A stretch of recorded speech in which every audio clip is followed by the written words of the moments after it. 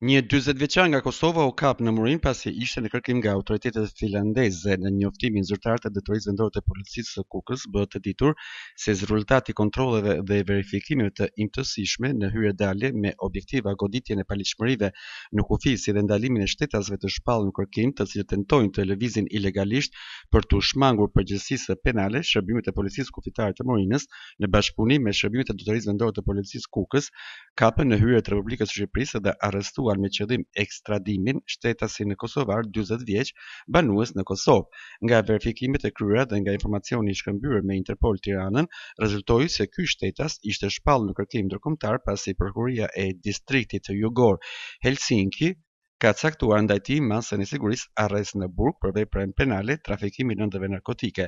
Interpol Tirana vjon procedurat për ekstradimin e 40 vjeçarit në Finland, thuhet në njoftimin zyrtar të drejtorisë vendore të policisë Kukës.